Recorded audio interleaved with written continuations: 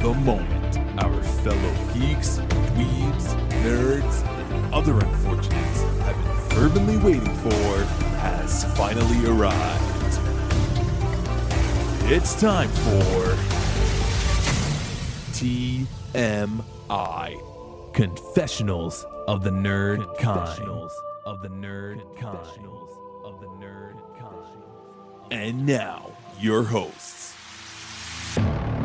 Jeff Nerf Herder Chandler, Jim Kaiju Baker, and Christina Yojimbo Henry. You can continue.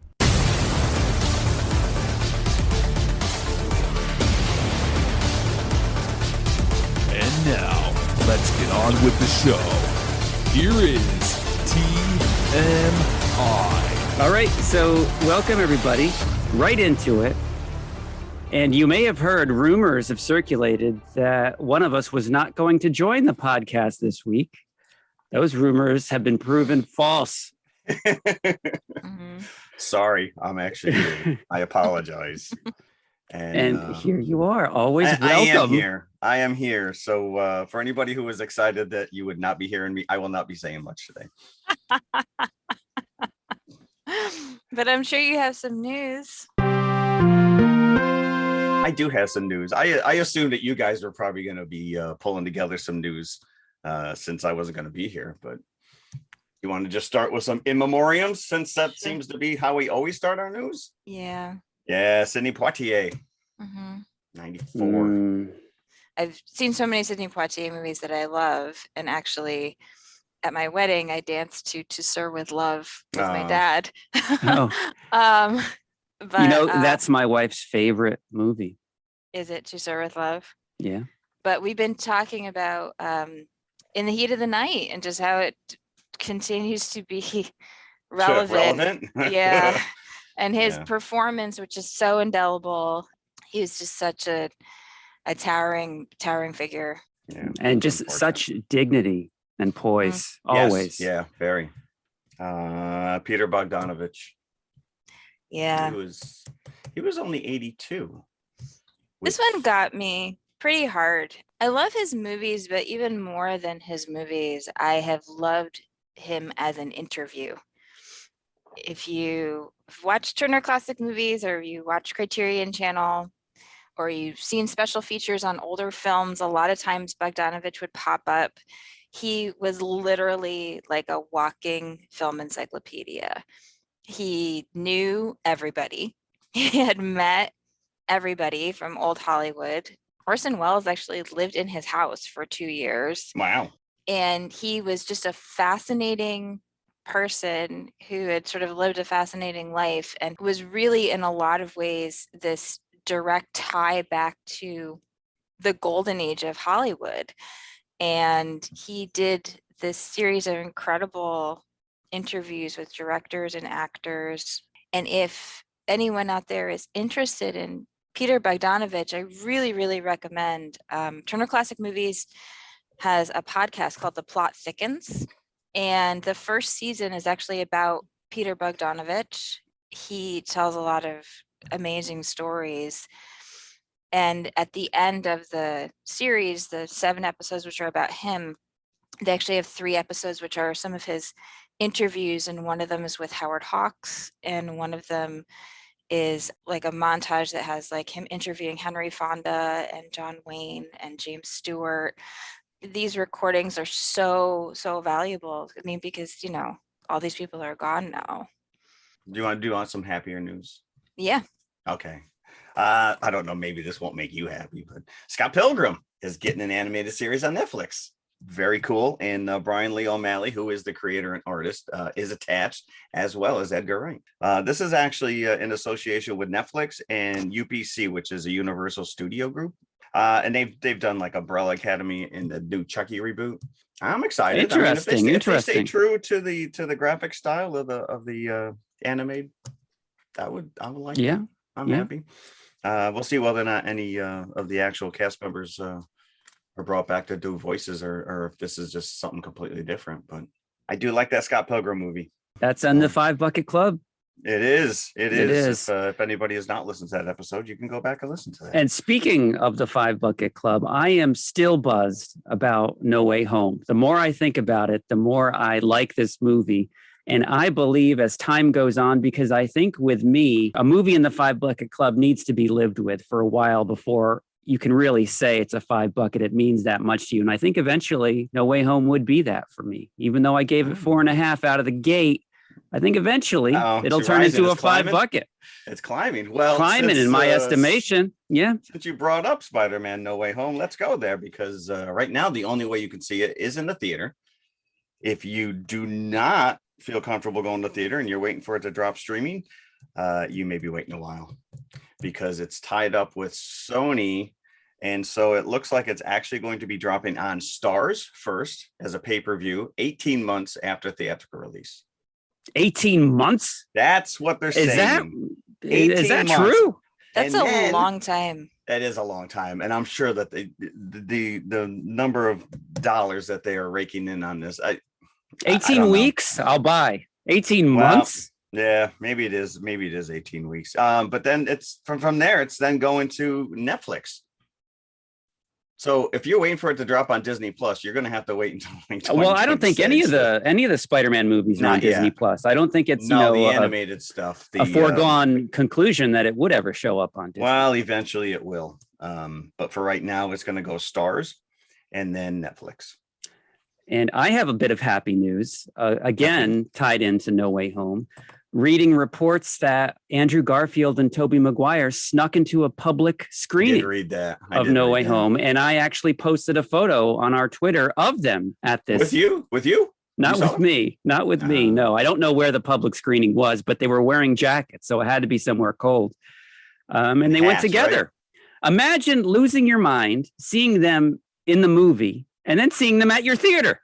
It was like a portal opened up and or maybe not realizing that they're in the theater. You know, which I think it was probably their intention, right? Well, of course you're wearing a mask. They both have hats. They both have masks. So you only see, so you wouldn't know who they were, even if you were their biggest fan. But somebody apparently recognized them because they were taking a picture with somebody in the lobby. And that's what I posted on our Twitter. Interesting. Meanwhile, you got Tom Holland showing up in costume, running around on the stage. He's like, look, I'm here. These guys are like incognito. So my son brought up this question about Spider-Man because he's now seen it like 5 times. And here it is. I'm going to throw it to you guys. If Oscorp does not exist in this Spider-Man universe, where did the spider come from that bit Peter Parker? At a science fair, right? That's always where it's been from. That's true. Doesn't necessarily need to be. Oscorp is only tied into the Andrew Garfield. No, right? Wasn't it also in Tobey Oscorp Maguire? Was in the Tobey Maguire, but the Oscorp with the spider was only in the Andrew Garfield. In Tobey Maguire's universe, it was just a science fair. Maybe it was sponsored by Oscorp. I'm not really sure. I don't remember. He threw that at me and I couldn't answer him. So I said, I don't know. But you're probably right. I think if you go back to the original source material, it probably was just some random spider. Maybe he's an alien. One other news item, which is Pixar's new movie, Turning Red, is dropping straight on Disney Plus in March. And they're blaming Omicron.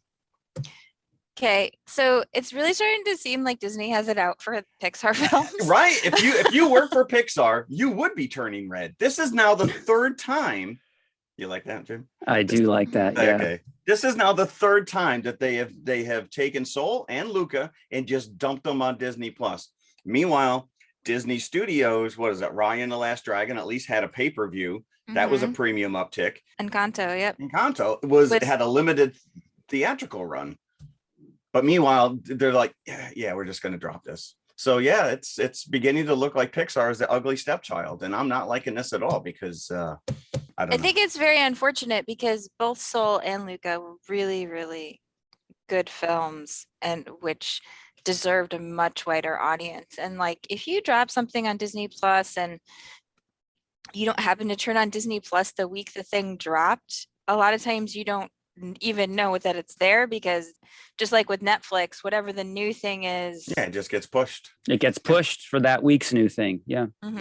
Yeah. And it doesn't always come to the top of your feed. And I don't know Christine, if you know anything about this Turning Red, but it is directed by Domi Shi, who helmed the short Bow, I know. which is like, I know. Don't cry. Just I didn't mean to bring it up. Don't even talk to me about Bao. But if that's indication of what we're gonna deal with this movie, bring some tissues. But yeah, very disappointed. I don't like this news at all. And it's funny because the news article didn't mention anything about, you know, the Pixar employees being upset. You can see the writing on the wall. Disney, there's something going on here that Disney's just not. They're not behind them. I don't understand why. I mean, no, I don't know it either. Like Pixar has, you know, basically produced nothing but financial hits for them. Right. Yeah. You know, and their name is so much cachet. People would go to the movies just to see a Pixar movie. I'm sure. I bet you if you asked 3/4 of the people who watched Raya and the Last Dragon, they probably just assumed it was a Pixar. They probably did. They probably did. Yeah. So that's it. That is all the news I have, unless you kids came with anything else. No. And I'm out of here. Bye-bye. You're gonna leave. No, You didn't want to now talk I'm gonna about leave. Power of Now the I Dog? have to. Yeah, he's going to let the saloon door swing and hit him in the ass on the way out. Can I just say that living in the Old West must have absolutely sucked. They needed to have really, really strong hinges in the Old West for those saloon doors. I just got to say that. Well, apparently they don't have any WD-40 back then. 'Cause everything creaks. Yeah, boy, I could not have lasted 10 minutes in the Old West. Everything smells like horse. Especially Phil Burbank. Yeah. Before we start talking, we're covering the Power of the Dog. But before we start talking about this movie, I really want to emphasize to our audience that we are going to discuss spoilers because you cannot talk about this film without spoiling it. If you want to see this movie unspoiled, pause the podcast, go watch it, come back and listen to our discussion. Hold on. Why don't you tell them what you told us, which is you need to set aside 2 hours, Yes. clear your schedule, Yes. clear your mind, Yes. and just watch. Netflix did not want to play. you Netflix kidding? forced me. I was watching this thing until 11:30 last night. Mhm. Fighting. Netflix kept kicking out saying that this video is no longer available. I have never had What? this issue. I have never had any issue with Netflix whatsoever. I was fighting with this thing tooth and nail. It took me 45 minutes to watch the last 15. Yeah. I feel So terrible the momentum. that So the momentum really. Well, it's not your fault, but Because- the momentum was really kind of. it's such a slow burn film. Ugh. But this is the thing. You have to let that pace sink in. And if you don't let that happen, like, you know, the impact of the film, I think, is blunted because this is ostensibly a Western, but I think really this is a horror movie. Well, I don't think it is a slow burn. Like, I would counter that because I was engaged throughout, you know, and I know you said you had to let the whole thing sink in. So I knew that something was coming. But even without that knowledge, I think the performances Yeah. and the impending sense of dread brings you along very well on its own. And I don't think you need to make any allowances for it. I think I think it was a great movie on its own terms. I agree, but the reason why I say that is because a lot of times when people watch Netflix, they're just like, okay, let me just pause it so I can go get some popcorn, or let me just go pause it so I can go to the bathroom. Well, or that's Do you know what watching this, videos at home. like I said, I feel like this is a horror movie.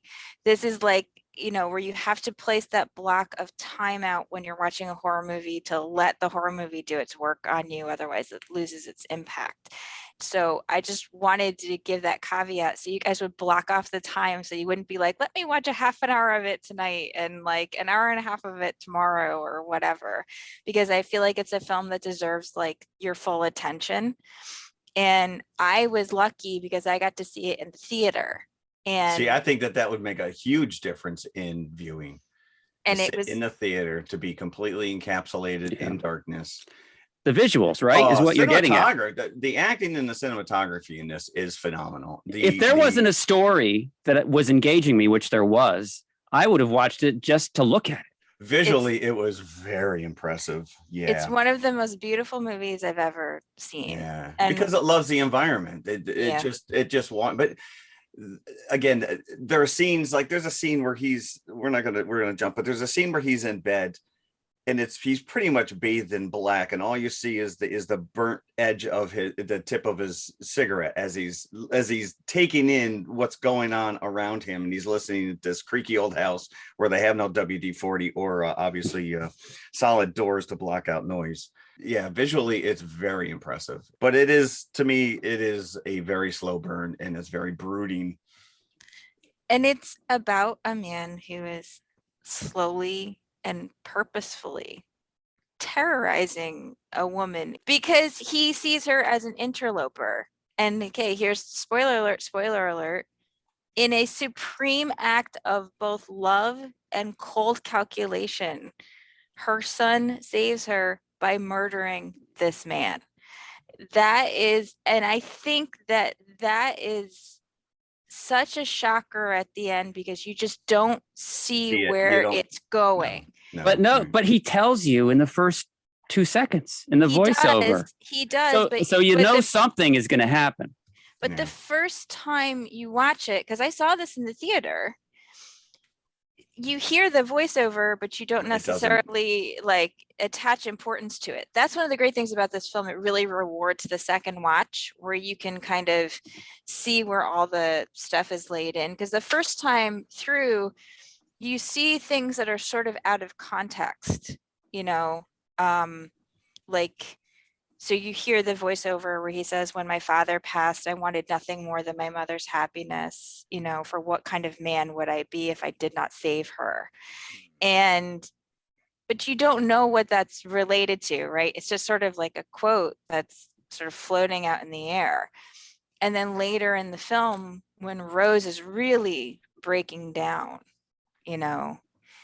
he says to her, you don't have to do this. I'll see that you don't have to do this. And then in the next scene, you see him flipping through his medical textbooks, and you see pictures of diseases, but you don't have context for what this means, and the film makes you like put the jigsaw together, but just like a jigsaw, you don't see the full picture until the very end when you put that last piece in the puzzle. Right. You see, I was rooting for him to become that cold-hearted killer, which he already was, because you get foreshadowing not only, and yes, because if you look at the synopsis before you watch the movie, it's, you get a sense of what's going to happen. There's the character of Rose, played by Kirsten Dunst, is going to be terrorized by this character played by Benedict Cumberbatch.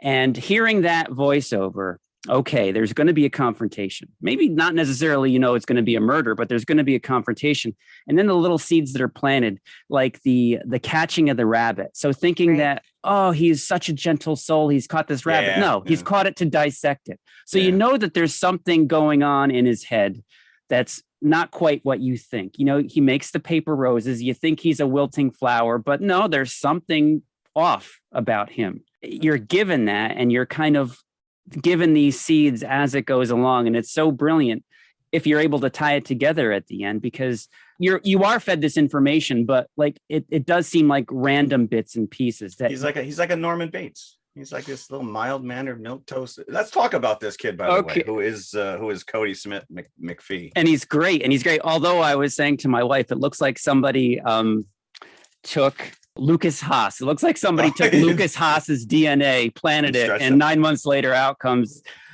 Cody. But he is fantastic. Yeah. He is fantastic. I couldn't get past the fact that he's Nightcrawler in the later X-Men movies. Yeah. So I'm like, he's also Paranorman, by the way. Oh, that's right. I forgot all about that. Yeah, Kirsten Dunst is Mary Jane, and we got Benedict Cumberbatch as Doctor Strange. So Cody is only 16 years younger than Kirsten Dunst in reality. So they are quite. But the fact that she's running around yelling Peter too, I'm expecting Spider-Man to come swinging in, but he looks a lot younger. Oh yeah, he does. Well, I think they haggard her up a bit too. Yeah. She's actually a very striking woman, but again, living in the old West sucks. Well, drain your. And I think this is such a wonderful performance from Kirsten Dunst. It was sort of like seeing Tobey Maguire actually in Spider-Man last week. Like, I'm so happy to see Kirsten Dunst again. Yeah. Because she's such a good actress. She's always been such a good actress. Since she was a child, she's been incredible. And this is such a difficult part, because you have to be so vulnerable. She has to be so fragile. You see her visibly shrinking every time Phil comes near her. And He's literally like draining her life force. He is a vampire. He is a monster. This is about two brothers in 1925 Montana who lived together on the ranch that they own. They're cattle ranchers.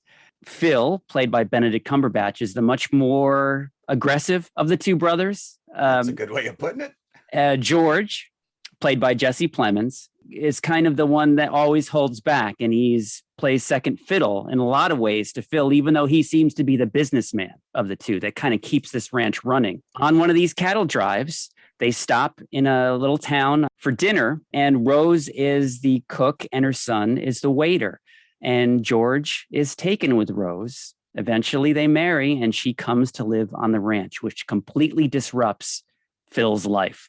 Now, just a little bit, he is a reprehensible character, but in his defense, his life is upended by this because there's a lot going on with him psychologically anyway. And his character does not know how to address this situation at all. His life, as he knows it, is over. So, and he addresses it the only way he knows how, with these tactics that he uses. They're not physical, but these terrorizing psychological tactics against his new sister-in-law. And it does play like a horror movie. This is so interesting. About 45 minutes in, my son said that he felt bad for Phil. Yeah, I did too. Because all he had was Bronco Henry and George. He lost Bronco Henry, and now he feels like he's lost George too. But what I said was, this is a choice that he has made. It doesn't have to be that he's losing George. He could have gained a sister. In other words, his circle could have expanded, but he has chosen not to let I think that's spoken by a woman, because as a man, as a guy who had a best friend in high school, the minute he had a girlfriend, you get pushed to the side, and you can't help but feel that this person just put a wedge between you and your buddy. And his brother is his buddy. They are But I together. don't think that he is, though, because you can see in his way he is. Phil abuses him. Yes. Well, he calls him fatso throughout this whole thing, right? But he loves him. He loves him as well, because he's worried when he doesn't come back to his room that one night. He shows love in a very strange way, but I think he does love his brother. But the thing is, Phil has this fantasy that everything will always be the way it was when Bronco Henry was still alive, right?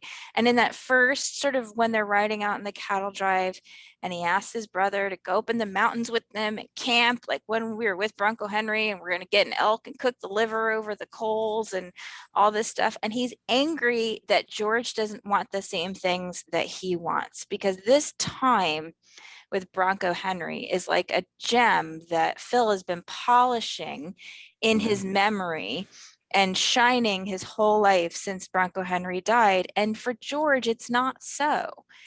And George is already starting to disconnect from Phil at the beginning. Phil's already losing George. It's not Rose that's the catalyst. He's already losing him because of his behavior, because of the way he acts towards George. And that beautiful scene when Rose and George stop to have the picnic. Yes. And she's teaching him how to dance, and he starts to cry. And she says, that he's so happy not to be alone anymore. His brother makes him feel alone, Think of it this way. Phil's relationship to Bronco Henry was sexual and romantic as well. Yes. So Phil has so built Bronco Henry, put him on a pedestal in his mind. He's romanticizing. Not only is Phil, Phil is gay, has trouble acknowledging that. So Phil is stunted in a lot of ways and doesn't know how to deal with it. Doesn't know how to even address it in his own head, probably. Too bad Jake Gyllenhaal wasn't there to help him out. But again, when Rose comes into the house for the first time, she calls him brother, right? She wants to have a relationship with him. He rejects her. This is his choice. This is his choice to make his circle smaller rather than wider. And then he not only terrorizes her, but then later in the film, he makes a very deliberate decision to try to sever Peter from her so that she will be even more alone.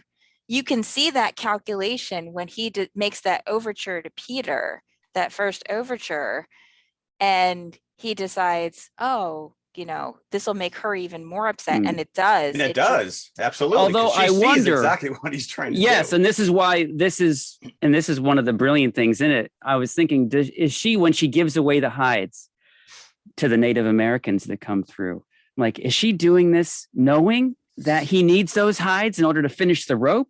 Or is it just an act of kindness and she just wants to spite Phil? But I'm thinking maybe she knows that, and maybe she's stopping this whole business with making that rope because that's what they're seemingly bonding over. But I think by the end of it, Phil is actually having feelings towards the kid because in his death state delirium, all he wants to do is give the finished rope to him, and it's that's heartbreaking in itself as his brother brings him off to town to die. Well, there's this moment, I think, when Phil's feelings toward Peter shift slightly. And it's the moment when he asks Peter what he sees in the hills.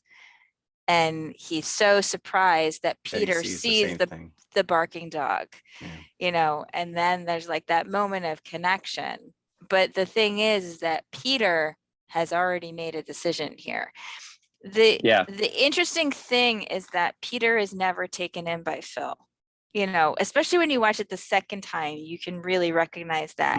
He plays like, oh, Phil, are you going to teach me how to ride? Oh, Phil, are you going to teach me this and that? But he's always watching and he's always calculating, and he's already made a decision that like this man cannot continue to be a part of their lives because he's breaking Peter's mother. Yeah. And it's like he is gathering clues. Probably one of the things that you were referring to, these little seeds, like the fact when Phil cuts his hand and he says to one of the guys, oh, I never wear gloves. Or one of the guys says he never wears gloves. Wow. So you're like, so that needs to be noted, right? For later on, because when they're doing the fence and he really cuts his hand, Peter is obviously noting this, right? But just the fact that Peter coldly snaps the rabbit's neck, and that like takes Phil aback. I think that he's coming around to Peter, and especially that scene at the end when he's finishing up the rope and they're sharing the cigarette, and Peter's almost seducing Phil. He is with these moments. There's so much going on in that last scene. It's like Peter is literally watching Phil die. This is the thing, especially again when you watch it the second time, that he's given Phil rawhide that has anthrax in it. You saw his hand go into the water. You saw that open wound. Peter is watching him die. He's literally watching him die. And yet at the same time, he is kind of seducing Phil. They're sharing the cigarette back and forth. And Phil thinks Peter's coming on to him. Yeah. And Peter's like, you're dying. Oh, yeah, by the way. Yeah. To go back to that scene where they're sitting together after Peter kills the rabbit, again, this is something you sort of catch the second time around. They have this conversation about, like, Bronco Henry used to say this, and Peter says, my dad said, there are only obstacles and you have to try to remove them. You can tell in that moment that, Phil's an obstacle and Peter has to remove him. And then he says, my father used to worry that I wasn't kind enough, that I was too strong. And he's like, you? Yeah. And I think the words his father may have been charitable when he said strong. Like his father obviously knew that there was something off about Peter. Little skew. And then Phil says, well, he was wrong. Like, right. Well, the joke's on you. Yeah, exactly. It's like, and again, it's like all these little things where sometimes it just seem like shots out of context, right? So again, it's like, you see him have this confrontation with his mother where she's really just at the end of her rope. It's not a confrontation, but she's just like, she's so drunk. She's clearly just broken down so completely. And then he says, you don't have to do this. I'll make sure you don't have to do this. The next scene is him flipping through his textbook. And then the next scene is him riding into the hills. And you just see him cutting the cow, and you don't necessarily know why he's doing it, because you've already seen him like dissecting the rabbit. So you're like, okay, well, he's a medical student. Maybe he's just interested in something. Maybe he's taking a sample. Like, you don't necessarily click it all together until the very end when he brings those strips of rawhide. And you, again, like, you see the open wound and you're like, oh, that's what he was doing. Everything that leads up to that point where Rose is trying so hard to practice the piano, right? And every time she's trying to practice, Phil's upstairs playing the banjo, like Override her. Yeah. like almost contemptuously, right? And it's interesting in that scene when she first sits down to play the piano, because she's very clearly looks around like, is anybody in the house? Like, she wants to do it herself. She doesn't Like shuts the doors and everything else. Yeah. Like my son said, you know, he was like, when Phil walks, it's like thunder. Normally, whenever he walks, you hear him like thunk, thunk, and you hear his spurs. But in that scene, he very deliberately walks like quietly past her so he can sneak upstairs, so he can get the banjo, so that he can taunt her while she's playing. And then after the dinner party, when she's so nervous, you see that vulnerability. You know, she doesn't feel like she belongs to this class of people. She doesn't feel smart enough. She doesn't feel clever enough. And let me tell you, George should have gotten that message. He should not have made her play piano, first of all.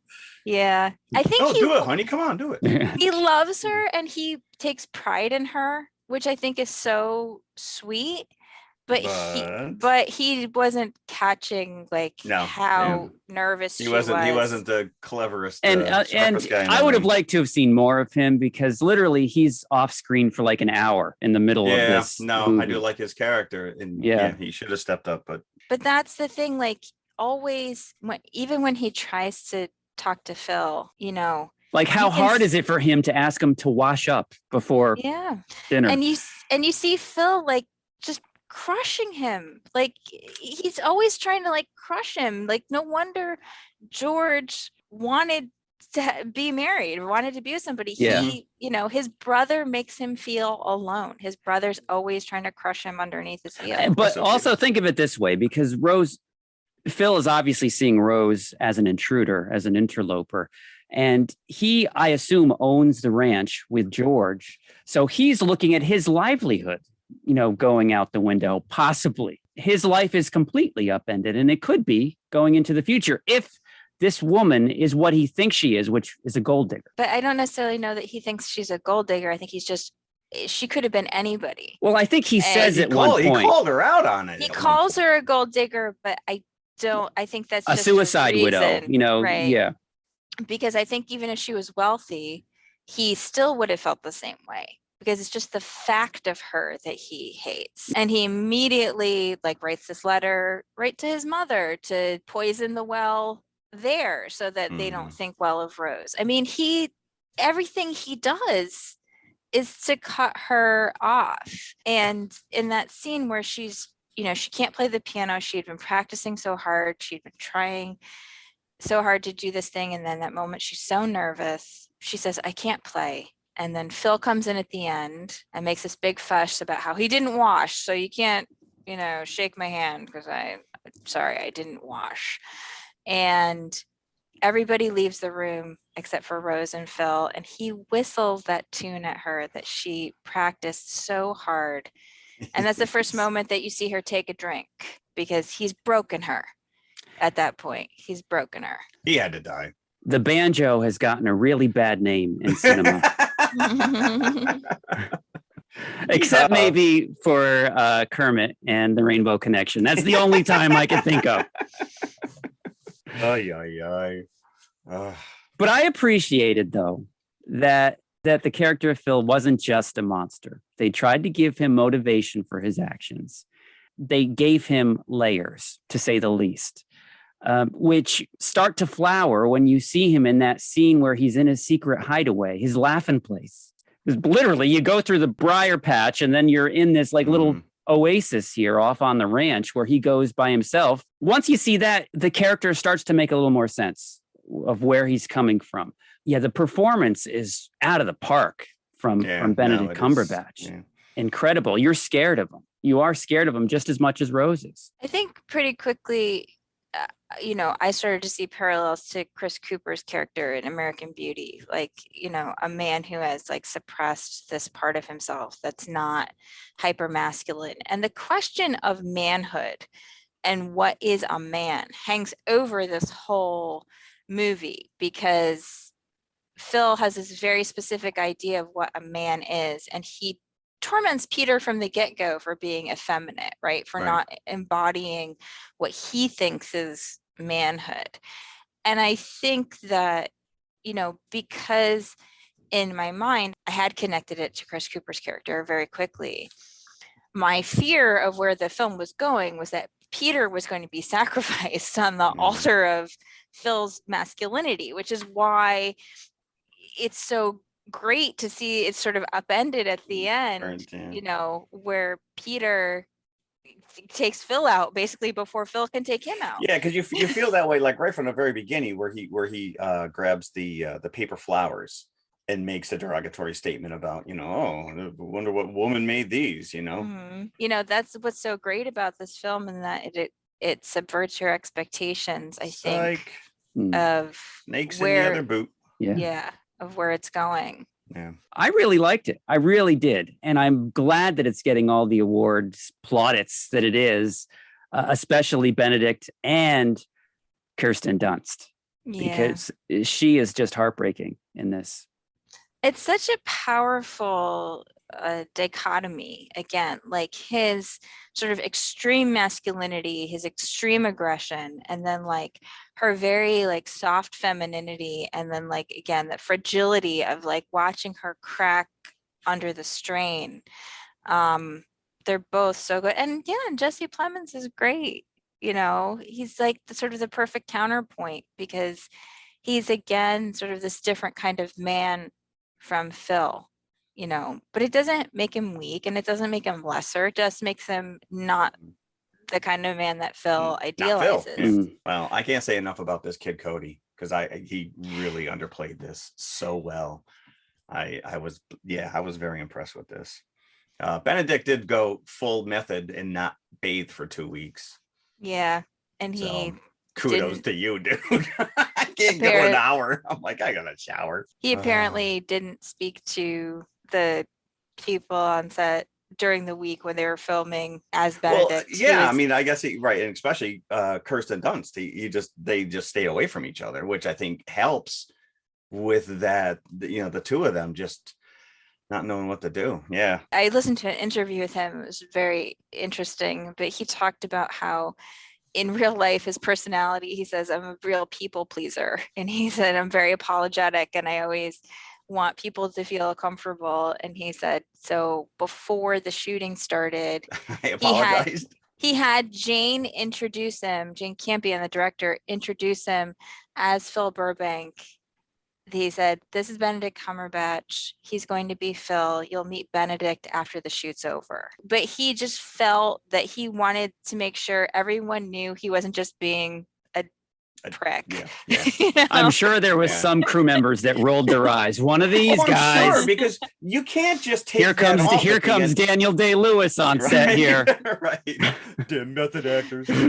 But I can't imagine that, the minute you yell cut, that you can just break from this character. And that's what people don't understand as far as an actor goes. You got to freaking live with it. You got to get in this guy's head. The interesting thing too, I think that adds an extra element, and Jane Campion is such a deliberate director that this is purposeful.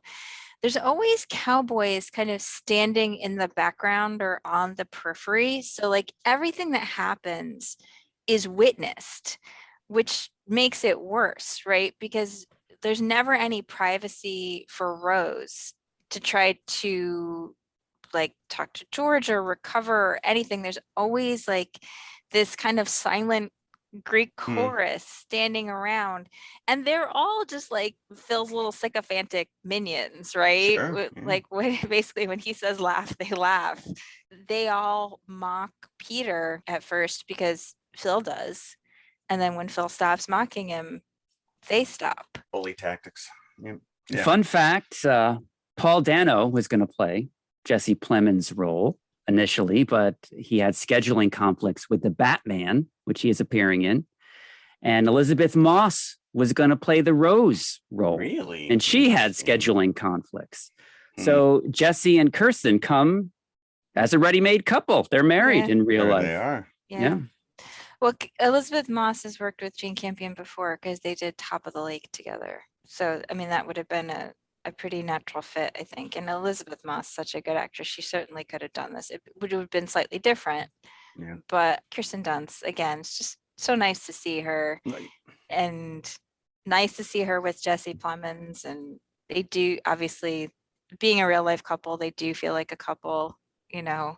But at the same time, they convey that sort of awkward sweetness so well. Like when she's standing in the bathroom with her toothbrush and he comes in and he just kind of like kisses her cheek, you know, it's so sweet. And it's that sort of like new relationship awkwardness where you're like, what should I do? Okay. One of those, you know, those little touches that really make it feel, you know, like you're watching humans and you're not watching actors.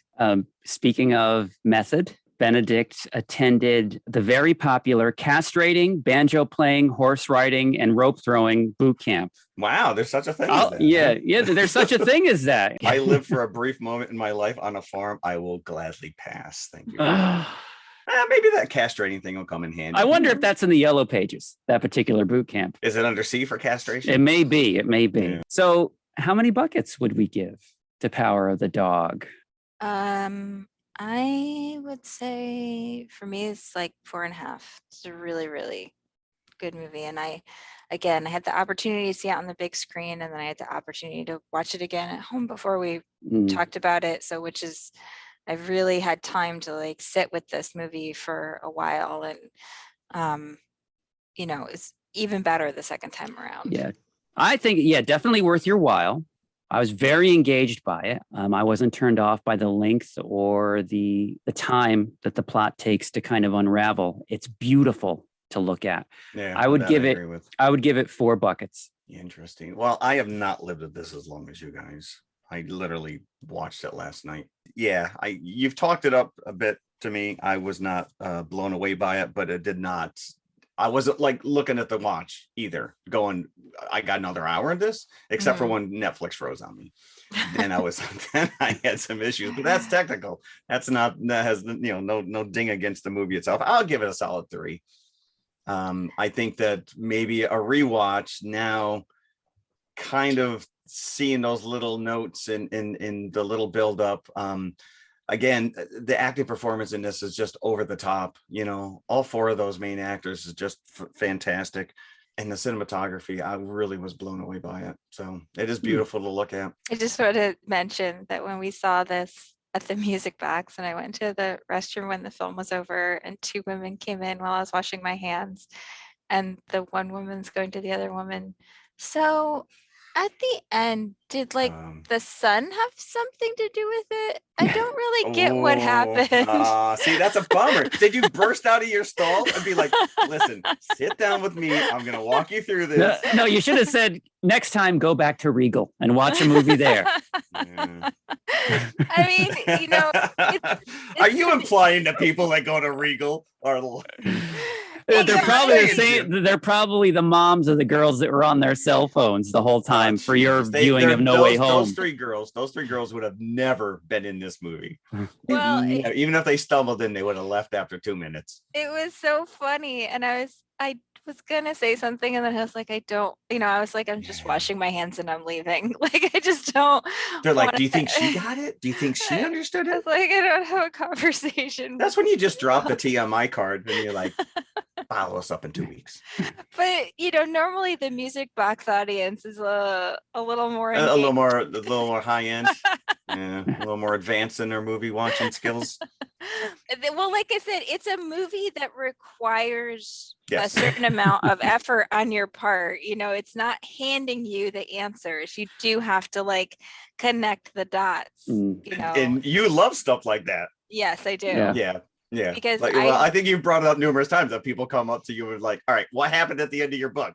And you're like, Yeah. you make the decision. I don't want to make a decision. You wrote the damn thing. Tell me what happened. Is her grandma in the damn house or not? I just, I do like a film that makes my brain be engaged, and this is the kind of movie that Did you physically bite your lip when these women came in and said that? it was really She pushed her feet up onto the stall and she just hit there. She's like, "I'll go away in a minute." No, the ultimate cringe factor is when they ended the conversation. Let's go ask our husbands. There you go.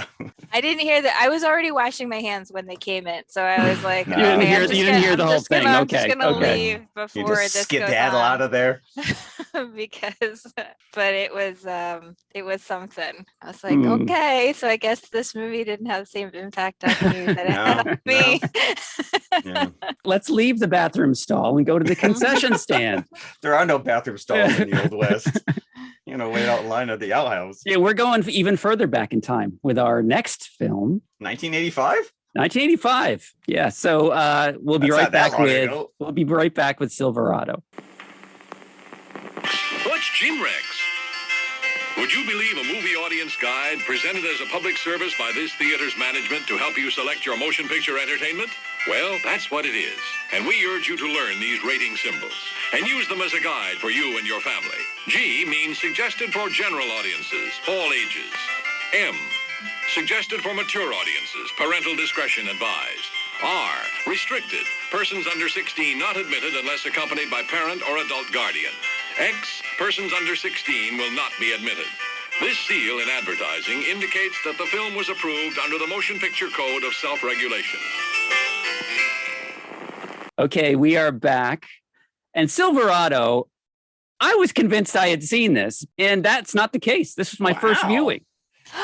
There were certain parts of this I'm like, I feel like I just watched this yesterday. The scene with Danny Glover's father in the river when they come down and basically take him out. Maybe I was confusing it with Tombstone, which also has a million different actors in it, but no, I never seen it. Yeah, this one opened the floodgates to a lot of those Westerns, huh? So I saw this on the big screen when I was a kid. And that's because I know I've mentioned this before. My parents love Westerns. And I grew up watching Westerns. I know that I watched basically throughout my childhood, I basically watched Westerns and Disney movies. That was pretty much it. Disney ever make a Western? I saw the Apple Dumpling Gang. Yeah. That is true. Hot Lead and Cold Feet. Oh man, we can't go wrong with those. How come we never talked about those? Whole bunch of them. Nuts. I saw this when I was a kid. I've watched it a zillion times since then. And actually a couple of years ago, Music Box during their 35 millimeter festival ran it on the big screen again. And I got to see it on the big screen as an adult. I brought my son and it was very exciting. Cool. So this is a movie that I just feel like I've lived with, for my whole life. And the interesting thing about this pairing is I picked it because Jim said something lighthearted. And this was the first thing I thought of that was lighthearted, but also in a lot of ways, it's the exact opposite of Power of the Dog, which subverts your expectations at every turn. And this fulfills them. Like this Everything literally takes like every single Western trope you can think of is in this film. The music as well. Dun, Yes. dun, dun, dun, dun, dun, dun. This was music- actually nominated for best sound in original score. Yeah. There's a jailbreak. There's a slot canyon hideout for the thieves. There's a wagon train. There's an evil rancher stealing land from the farmers for water rights, which is like a classic Western trope, the open range fight. There's a stampede. There's the outsider saving the townspeople from bad men. There's a corrupt sheriff. There's and then at the end, this happens in every single one. The main character takes over from the corrupt sheriff as the new sheriff. Right, as a new sheriff. Because apparently there's no elections. You just take the badge. And you kill him, you're the new sheriff. That's right.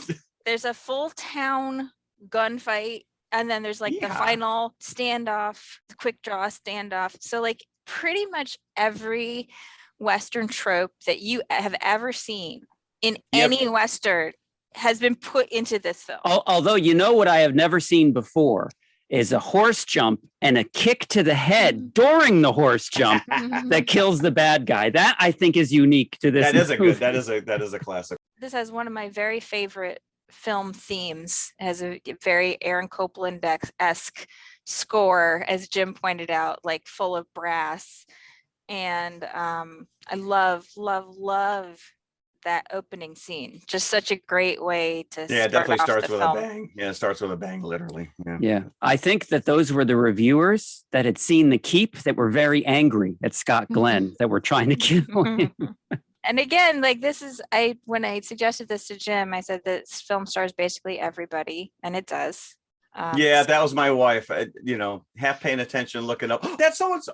And I'm like, yes, we know who that is. Scott Glenn, Danny Glover, Kevin Kline, Kevin Costner, Jeff Goldblum, Brian Dennehy, John Cleese. Rosanna Arquette gets top billing. Yeah, she's like third listed, I think. But yeah, they didn't do too much with her character. She was too busy filming Desperately Seeking Susan. She couldn't be around that much here. I did read, I think a lot of her stuff was cut, but she still get a lot of top billing. But Lawrence Kasdan directed this, and this guy's got some serious creds as a screenwriter. So yeah, you name it, he did it. Empire, Jedi, Raiders, Big Chill. That's actually, I think, why Kevin Costner got this role. Yeah, is because he was completely cut out of Big Chill.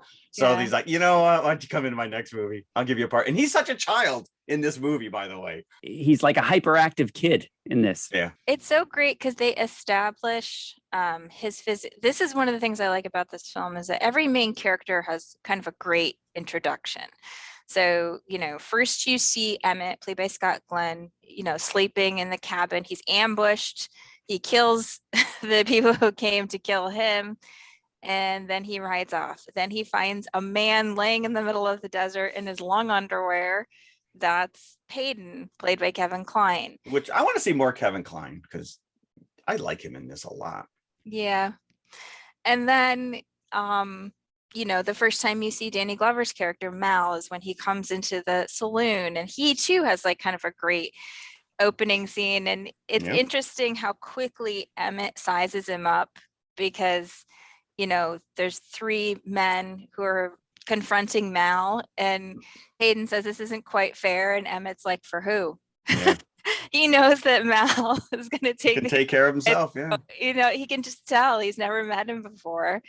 And then the first time you see Jake is in the jail, and you see right away that physicality that Kevin Costner brings to the part, because he starts climbing all over. He's like a kid in the monkey bars. Yeah. And that, of course, plays in a lot later in the film, much, much later, when Augie says that Jake died. He fell off you don't his believe horse. that for a second. It's like, come on. He says he fell off his horse, and Emmett goes, Jake fell off his horse. It's like, come on, kid. And he gives him that little half smile, and you're like, Jake's fine. But it's well established by that point. So you know that Jake is going to be okay, because you've seen him fling himself around and throw himself and fall and all this stuff. So you know that he's going to be okay. Again, Western tropes and fulfilling expectations. All the heroes live. Yeah. This is actually a really fun movie. This is a lot of fun. I'm so happy that we got to watch it again, because again, there are certain scenes I'm just like, I feel like I just watched this yesterday, and it's been a while, especially when all these guys start showing up. You look at Danny Glover. I mean, this was 2 years out before he even did Lethal Weapon. The guy's like 38 years old. Goldblum, he was fun to see. I know, and that ridiculous fur coat. Well, you gotta. Well, his name was Slick, so he certainly lived up to that name. Yeah. I really like Linda Hunt. Yeah, she is such like. What was the deal with her and Kevin Kline? Was there a romance going on or not? He was quick to push Rosanna Arquette to the curb, but then as soon as he saw Linda Hunt, they locked eyes, and they didn't leave each other for the rest of the movie. Within 2 seconds, she's like spilling her entire life story to him. She's like, by the way, that's the bad guy, and the guy's got to go. I think that they feel. They just feel connected, like on a really definitely like a really like soul deep level. Like they understand who they are, and they play that so well, where it's just sort of dancing along the edge. It could be a romance, it could be a friendship, but either way, they're clearly soulmates. they just really understand each other. And he has such a small part, but I love his voice. James Gammon, who plays Dawson, was the head of the thieves in the slot canyon.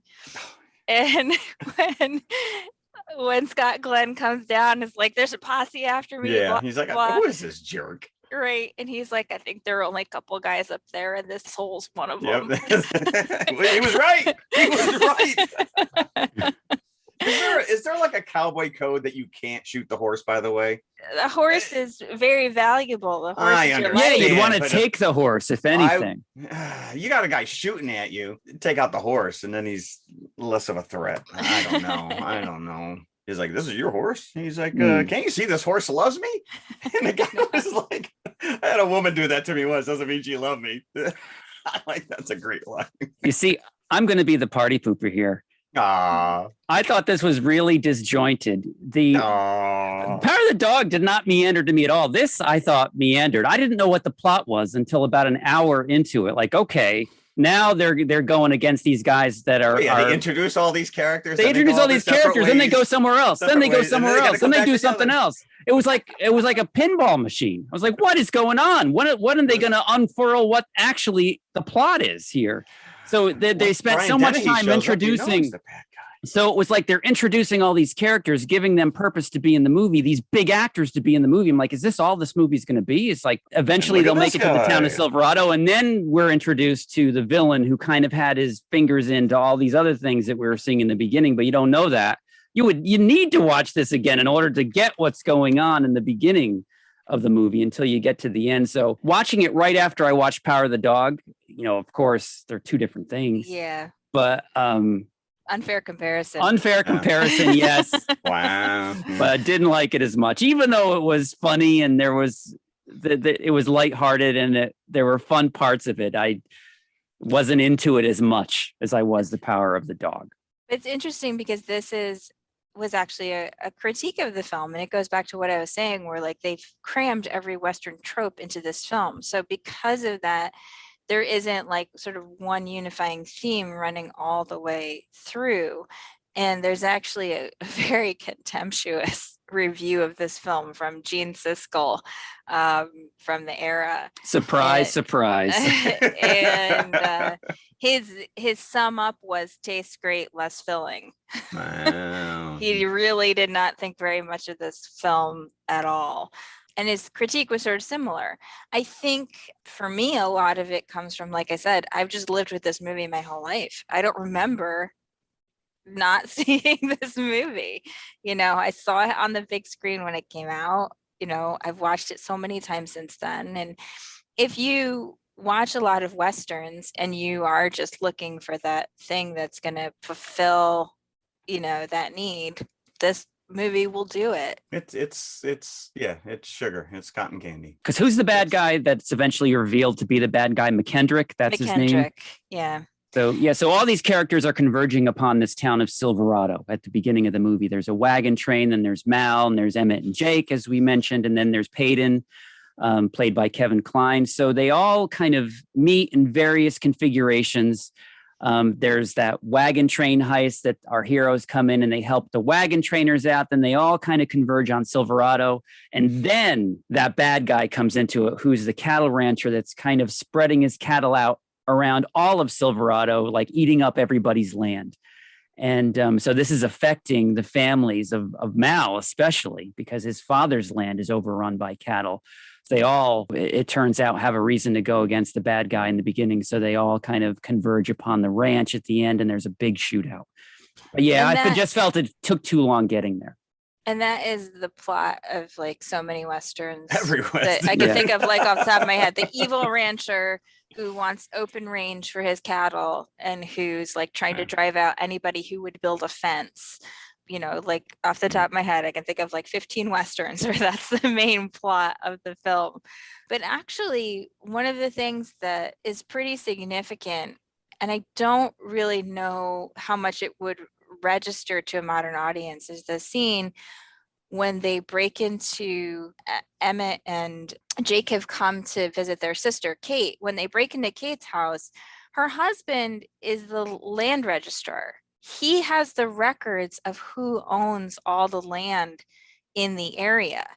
And in that moment, McKendrick actually makes a sudden decision to burn the records, because that means that nobody will have him against him, and I feel like people probably don't understand now because everything's electronic. Like, those are the only records. Right. That's it. Because he looks right at the books at one point, and before he decides to, burn the house down, he calculates that.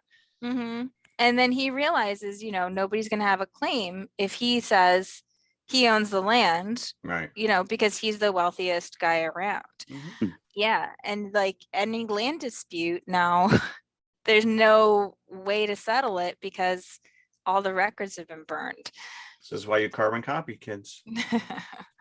And now Jake and Emmett's characters, Scott Glenn and Kevin Costner, are in Silverado to visit their sister and her husband, and that's whose house burns down on the way to California. And after they burn down the house and the records, they steal Jake and Emmett's nephew, Augie. Now, at this point, Emmett, who's probably, maybe it's arguable, the best shot of all of our heroes, like the most formidable, maybe. They take him out first, the bad guys. They trample him with a horse. I don't know. They crush his sternum, they crush his spine or whatever. But as soon as he hears that they took Augie, he jumps up and he's like, what? They took Augie. I'm better. Yeah. These guys, they let them run amok, but the minute they kidnap a kid, then all bets are, they're like, all right, now you're a jerk. Now you're a jerk. Took this little kid. It's silly. It's fun. I did enjoy it. I mean, it's a mashup in the same kind of way that Raiders of the Lost Ark is a mashup, where Raiders like takes all of these existing tropes and like mashes them into one movie. And you can kind of see where Kasdan's going for the same kind of formula in this. He directed it, he co-wrote it with his brother. So his sons are in it, right? He's the one that says, Sheriff, come and, come quick, right? That's a little Kasdan there. Little Kasdan. But think about in 1985, like Westerns were really not in vogue. No, they were pretty much dead. Right. I mean, you talk about growing up watching Westerns, my grandfather, I would watch Westerns with, and, it was always the John Wayne movies on a Sunday afternoon or whatever. But this was really, I mean, think of all like the resurgence of the Westerns because of this. I mean, this town that they built for this movie has been reused numerous times since then. Like Jim mentioned Tombstone. All of a sudden now you got Wyatt Earp, which I think Kevin Costner is also in. Young Guns. I loved Young Guns when that came out. Young Guns is a great movie. I'll own up to that. I'll own up to that. Lonesome Dove, Wild Wild West, like all this, like because of this movie, really. I don't think this movie even really did well in the theaters. It did. No, it didn't. Because people were like, I know. And it opened the weekend after Back to the Future. So it had some pretty strong competition. Yeah, that's tough. That is tough. But it stood the test of time. I mean, look at all these guys that were in it. Half of them weren't even famous then. It's fun. It's on Netflix. Go watch it. It's free. That's all I got. That's my recommendation. I was gonna say, like, fun trivia fact. Can you name the other movie that Scott Glenn and Jeff Goldblum are both in? Oh, I know this. Do you know? I do. All right. What is it? The Right Stuff? Yes. Ooh. Jeff Goldblum has a really small role in the Right Stuff. Wow, I can't even tell you the last time I saw that. You remember the Ground Round? Yeah. The restaurant? Yep. And there was one side that was for the families and one side that was for the adults. Mm-hmm. The saloon reminded me of the Ground Round. Mm-hmm. One side for gambling, one side for drinking, and never shall the two meet. That was like it's like the Ground Round. Upstairs. You got a kid? This way. Yeah. You're here to drink? This way. I feel like there was just one blueprint for every saloon ever built in the West, because they all look the same. Well, right. I mean, you just need an open space for tables and a bar. Yeah, and somewhere so someone can cheat at cards. I do want to call out, because I think he is great in this. Brian Dennehy is having the time of his life playing Cobb. He plays. He's always playing a jerk, though. I think one of his lines was taken right out of First Blood as well. I don't remember what it was. He says at the end. He just seems like he's having so much fun. I think he always has fun. I think he's a fun actor to watch. one of his minions, Jeff Fahey, in his first screen appearance. Yes, I did see that. I forgot to write that down. Jeff I don't know how Fahey. they managed it, but he looks like Gollum in this movie. Yeah, Lawnmower Man himself. Lawnmower Man. I did, when I was doing my limited research on this, did you know Danny Glover has this disease, pseudobulbar effect? Or he has symptoms of this disease, which is a neurological condition characterized by inappropriate, uncontrolled outbursts of laughing or crying. Oh gosh. Yeah, I did not and know I'm just that. like, pretty wild. There you go. All right. What kind of buckets would we give to Silverado? I'll go 3.5. This is a solid 4, largely because, there's a lot of emotion history tied up in this for me. I always have fun watching it. I'll go 3, right in the middle. I didn't actively dislike it. It's just I probably wouldn't watch it again. Yeah. Before we leave the Old West, I have one question, which is, why did the cowboy adopt a Dachshund? Why? Because he wanted to get a long little doggy. Goodbye, folks. Good night. I can't believe I walked into that. You did walk into that. Oh, I snorted. Sorry. Stupid. So here's an interesting question. What are we covering next week? Are we going the animated version? If you listened last week, we gave ourselves a choose your own adventure. If we went to page 18, it would have been Power of the Dog and Silverado, which it was. But if not, if we went to page 20, it would have been Nightmare Alley, which is still not available. And I just checked this morning on VOD. So we are still not going to be covering Nightmare Alley. We're pushing that off to whenever it's available for us to watch. Instead, as Jeff just said, we're going the animated route. So Jeff, since this is your cup of tea, animation, why don't you announce what we're doing next week? I believe we are doing Disney's Encanto as our main feature. Yes. And then we are chasing that with one of Christina's choices, Howl's Moving Castle. Yeah, if we were going to talk about an enchanted house, I just that's perfect. Yeah, I had to throw that in there. So next week, house party. I'm not going to walk into it again. There's nothing to walk into. We got 2 movies about crazy houses. I just want to hear cricket. Jeff, are you going to put Kid and Play into our poster art for next week? I thought about it. I couldn't find a really high risk graphic. You thought about it though. You thought about it though. Of course, I thought about it. Well, if you want to know we what got Woody I and thought Buzz. about, We got Woody and Bullseye this week. there's a Japanese horror movie also called House. This is an insane movie. And I did consider throwing it in, but I figured Jeff would never speak to me again. Well, I don't think it's. I don't think it's not like watching a giallo. It is just really off the wall. I don't think it's like a terrifying movie or anything like that. But I think it would create an interesting discussion you guys among are worried us. about like traumatizing me, like I'm a 4-year-old. It's like, well, we could do this movie, but Jeff's fragile. It's not a Jeff movie. It's not a Jeff movie. Let's stay with the cartoons. Hey, we all have those movies though. Christina has Kingdom of the Spiders. She just drew the line on that. I've got The Exorcist. I don't like possession movies. I'm drawing the line at The Exorcist and stuff like that. So we all have our taboo areas. Our weaknesses. Yeah. Our kryptonite. But I've gotten better. You have. You have opened the door to a whole new world for me. And I have watched some movies on my own accord that aren't even connected to this damn podcast. That's the power of peer pressure, because now it's me and Jim pushing you. I actually had to Google Giallo, by the way. So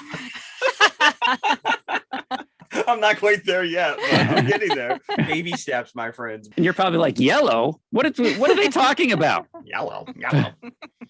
So this house that you're talking about, this house movie, is not the house movie that came out in the 80s is it William Katt was in it? No, it's a Japanese No, this is film. different. Oh, okay. Gotcha. We could pair that. We could pair William movie. Katt's house and the Japanese house. That would be a great pairing, I think. That would be a great house. Halloween season Yeah. pairing. Yeah. Well, I got a full 10 months to prepare. Mm-hmm. So, all right, next week, Encanto and Howl's Moving Castle. Cool. Yep. Please join us. Howl's Moving Castle. Yes, so that's it. All right, I gotta go wash up. I gotta go bathe in the mud. Clean up. I've got to go castrate a bull. Am I the only one who just sees these mass herds and think that's a lot of steaks? I'm riding away from this conversation. Thanks for listening, everybody. Thank you. Bye. Bye. Bye. Hello, everybody. If you liked the podcast you just heard, then please follow TMI on all of our social media outlets. First and foremost, email us at tmipodcast2018@gmail.com. That is tmipodcast2018@gmail.com. And you can follow us on Twitter at TMI_podcast 2018. Stop over, say hi, give us a compliment. We'd love to hear from you. Awesome. Make sure you follow us on Instagram as well, which is also TMI_podcast 2018. And of course, we are on Facebook, facebook.com/TMI Podcast 2018. And it should be noted, we also have a community page, so join the forum. And if you like to watch YouTube, you can see us at TMI Podcast 2018, all one word. Look for the popcorn bucket. Popcorn bucket. Or you could just go to our website, which has every link there, TMIconfessionalspodcast.com. And we'll see you at the concession stand. We'll save some popcorn for you. Psych!